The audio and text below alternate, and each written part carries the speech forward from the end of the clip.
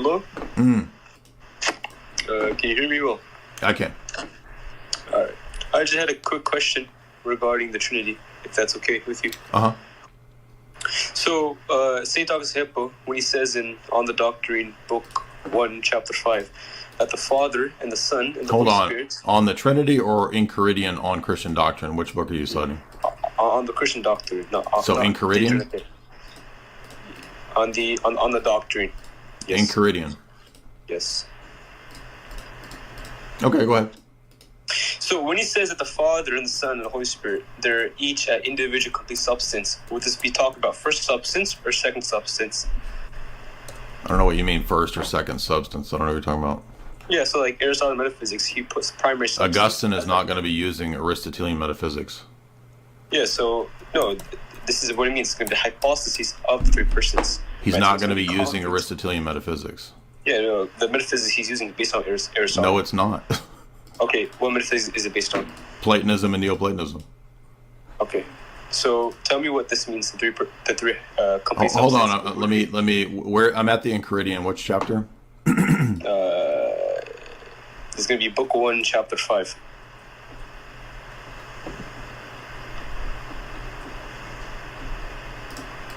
Does it start? Moreover, the mind has been imbued with the first elements of faith. Is that what you're talking about? No. Okay, so you're talking about a different work. Yeah, it's On the Doctrine. That's the work name.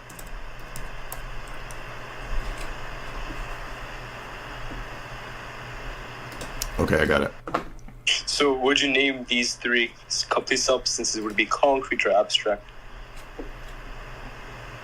Let me. I'm going to it. Hold on. So, Book 1, Chapter 5, the Trinity, the true object of enjoyment.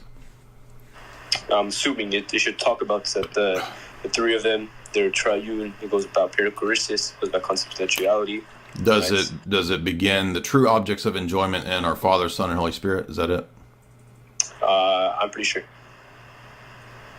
I mean, do you have it, or I don't understand? It's not with me right now. Huh? I saw it, so I came to ask you. Yeah. Okay. It's not with me right now. Fair enough. Yeah. Okay, so I have it pulled up, and then what's the question?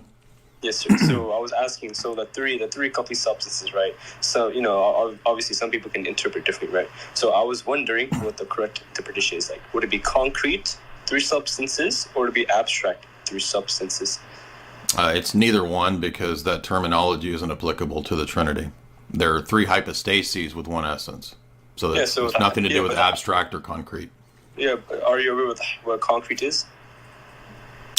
In whose philosophy? You keep asking about Aristotle. St. Augustine's not influenced by Aristotle. It's the basic catechism of metaphysics. Of who? Of Aristotle. Why do you keep asking Aristotle questions when he's not influenced by Aristotle? Yeah, and Plato and Aristotle, they complement each other. For example, but Augustine is not influenced by Aristotle, so it has nothing to do with that. Yes, it's the basic catechism of metaphysics. Of who? Of Aristotle. Why do you keep asking Aristotle questions when he's not influenced by Aristotle?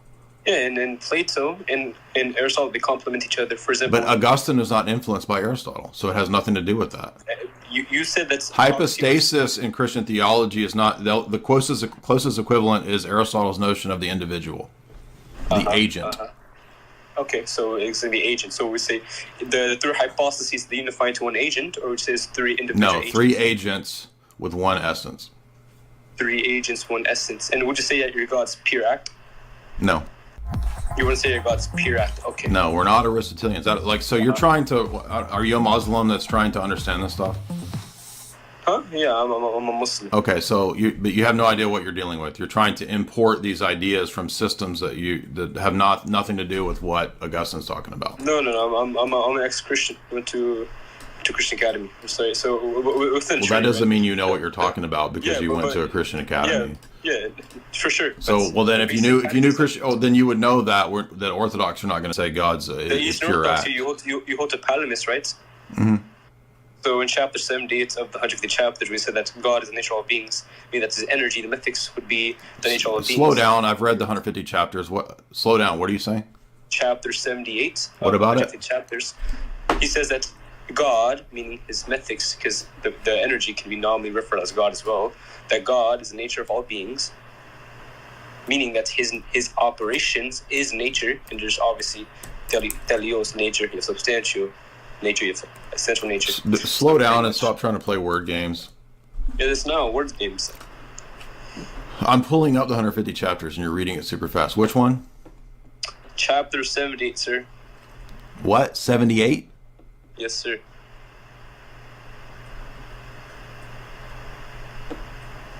God's nature is utterly remote. This is talking about apophatic theology. So what's your point? Yeah, so you hold to apophatic theology, right? And so God is the nature of all beings. God is not the nature of beings, so you have no idea what you're talking about. No, we're not pantheists. No, he's not. No, yes, he is. No, he's not. The uncreated nature is not the nature of created beings. Jay Dyer, he literally says in chapter 78... I have it in front of me. It's talking about God's uncreated nature, which is not the nature of created beings.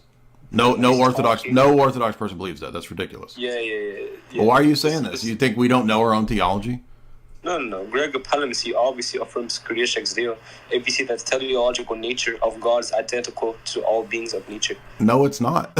The nature of God is not the nature of created beings. Hey, do you have the correct translation? I have it, like you know. You don't know the correct translation. You're a Muslim. What are you talking about? I have it in front of me right here.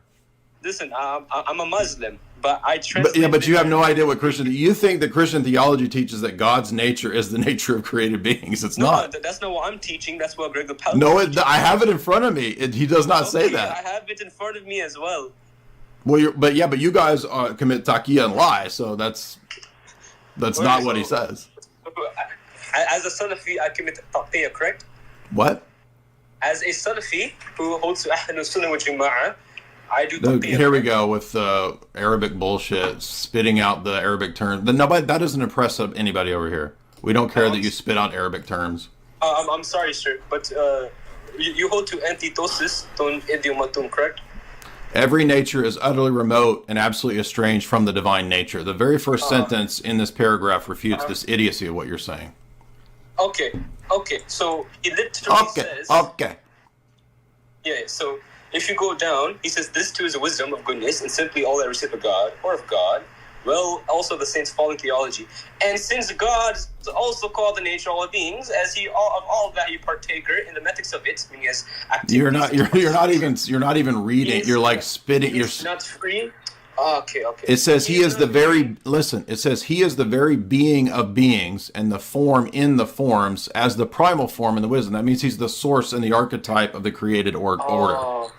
Wait. So is essence identical to nature linguistically? Yes.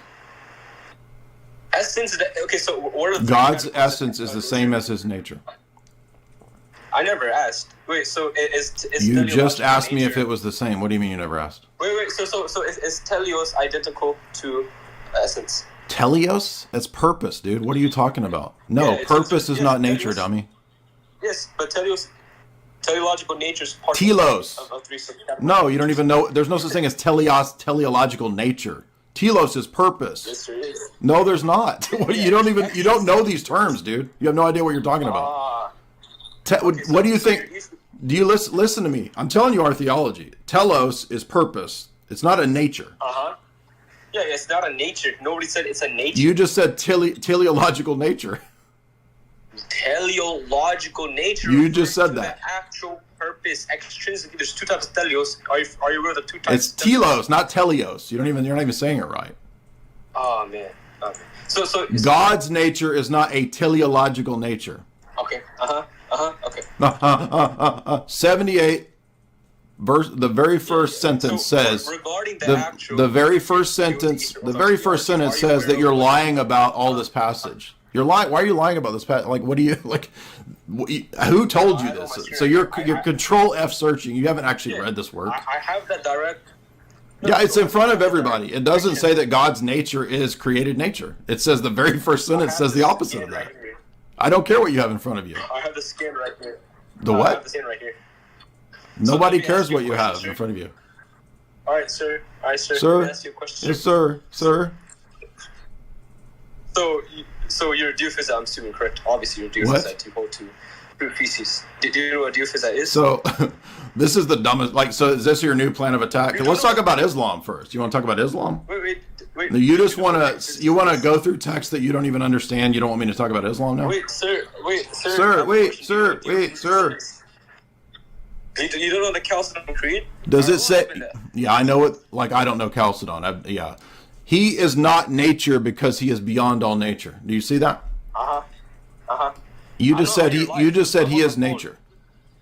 I'm on my phone. I can't see your live stream, but I have the skin right here. I'm reading. I don't want you talking about the skin. I'm reading it to you right here. My translation is Sahih, yours is Da'if. Sahih, you think these are hadiths? How do you know? You don't know our theology. How do you know you have the right translation? I'm at a freaking Orthodox website. What are you talking about? We're not going to listen to you lying Muslims about our Palamos. Come on. Hi, sir. So I just wanted to ask you real quick. You're just trolling. You're a lying troll. Give me a break. You're a lying troll. 1 second. No, don't kick me, please. I just want to ask a question. You don't want to just ask questions. You came here to lie. So you didn't know what you thought. You thought Augustine was an Aristotelian. You thought Augustine was an Aristotelian first, and now you're saying that you thought Gregory Palamas says that God's nature is the nature of all creation. All right. Do you hold a geophysitism, sir? Of course. Okay, so why did you say that you didn't? Why did you say you did not know what that was? I didn't say I didn't know what that was. It means two natures. Okay. So you hold to the... So do you communicate with the Matum? Or do you hold to... Of course. St. Cyril teaches the communication of properties. Every Orthodox person believes that. Yeah, but that's Western theology. No, it's not. It's from St. Cyril, you retard. St. Cyril is not a Western theologian. It's from Cyril! Yeah, so... You said it's Western theology, so you have no idea what you're talking about. St. Cyril of Eastern. This is the stupidest shit I've ever heard. David. St. Cyril of Western theology. Please clip that. That's the stupidest Muslim ever who thought he was being sophisticated and smart by talking fast and spitting out a bunch of terms that he thought I didn't know. Like I didn't know what communicatio idiomatum is. Did we lecture through Cyril over here? Like we've debated the Orientals. You think I've read tons of Cyril. What are you talking